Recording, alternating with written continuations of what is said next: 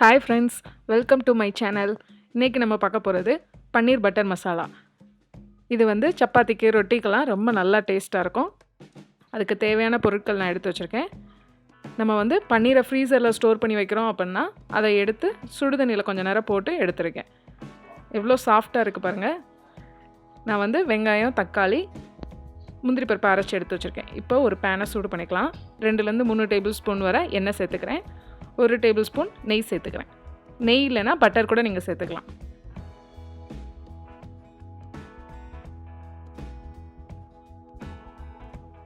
ஒரு டீஸ்பூன் ஜீரகம், 2 பச்சை மிளகாய் சேர்த்துக்கோங்க.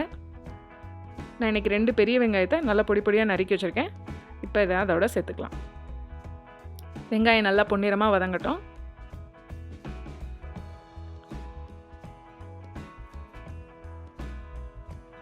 வெங்காயம் நல்லா பொடிசாக நறுக்கி வச்சுக்கோங்க. அப்போ தான் நாங்கள் கிரேவி நல்லாயிருக்கும். 2 டேபிள் ஸ்பூன் இஞ்சி பூண்டு விழுது சேர்த்துக்கோங்க. அதையும் சேர்த்து நல்லா மிக்ஸ் பண்ணி விட்டுக்கோங்க.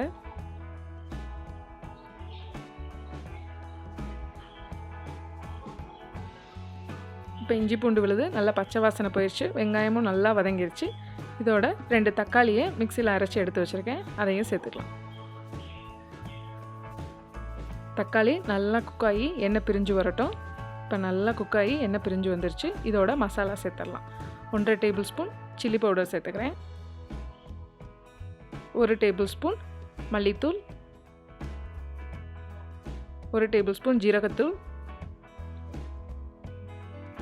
1 table spoon Kashmiri chilli powder. இது ஆப்ஷனல் தான். நான் ஒரு கலர்ஃபுல்லாக இருக்குங்கிறக்காக அதை சேர்க்குறேன். இப்போ நல்லா எல்லாமே கொதித்து குக்காக அரைச்சி இதோட தேவையான அளவு உப்பு சேர்த்துக்கிறேன். இதில் நான் 1/4 டீஸ்பூன் தான் உப்பு சேர்க்குறேன். பின்னாடி நான் மறுபடியும் உப்பு சேர்த்துக்குவேன். உப்பு சேர்த்து நல்லா எல்லாத்தையும் கிண்டி விட்டுக்கோங்க. இப்போ கிரேவி நல்லா குக்காகி ரெடி ஆயிடுச்சு. இதோட நம்ம எடுத்து வச்சுருக்க பன்னீரை சேர்த்துக்கோங்க. நல்லா மெதுவாக கிண்டி விட்டுக்கோங்க. பன்னீர் பிஞ்சு வராத அளவுக்கு. பன்னீரில் எல்லா பக்கமும் மசாலா கோட் ஆகிற அளவுக்கு நல்லா கிண்டி விட்டுக்கிட்டேன். இன்றைக்கி நான் 10 முந்திரி பருப்பை மிக்சியில் அரைச்சி எடுத்து வச்சுருக்கேன். அதையும் இதை இப்போ சேர்த்துக்கிறேன். ஒரு 10 முந்திரி பருப்பை மிக்சியில் அரைச்சி எடுத்து வச்சுருக்கேன். அதை இப்போ சேர்த்துக்கலாம். கிரேவிக்கு இந்த முந்திரி பருப்பு அரைச்சதுலேருந்து தண்ணி, தக்காளியிலேருந்து தண்ணி எல்லாமே சேர்ந்து கிரேவி கொஞ்சம் இதாக தான் இருக்கும். அதனால் லைட்டாக தண்ணி சேர்த்தாலே போதுமாக இருக்கும். இதோட இப்போ மசாலாவுக்கு தேவையான அளவு உப்பு சேர்த்துட்டேன். நான் 1/4 டீஸ்பூன் உப்பு சேர்த்துக்கிறேன். அவ்வளோதான்.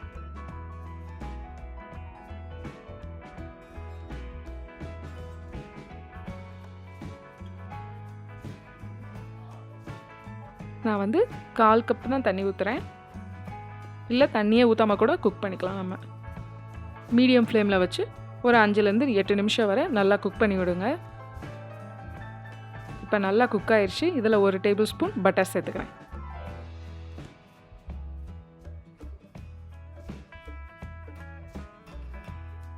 பட்டர் சேர்த்து நல்லா மிக்ஸ் பண்ணி விட்டுக்கிறேன். இப்போ மசாலா எல்லாமே நல்லா குக் ஆயிடுச்சு. இந்த நேரத்தில் நம்ம டேஸ்ட் பண்ணி பார்த்துக்கலாம். கடைசியாக ஒரு கைப்பிடி கஸ்தூரி மெத்தி எடுத்துக்கிறேன். கஸ்தூரி மெத்தி லாஸ்ட்டாக சேர்த்துட்டு அடுப்பு ஆஃப் பண்ணிடலாம். அதோட முடிஞ்சிடும். கொத்தமல்லி கூட நீங்கள் தூவிக்கலாம். நான் கொத்தமல்லிக்கு பதில் கஸ்தூரி மெத்தி தூவிக்கிறேன் இன்றைக்கி. அவ்வளோதான், சுவையான paneer butter masala ready. Thanks for வாட்சிங் ஃப்ரெண்ட்ஸ்.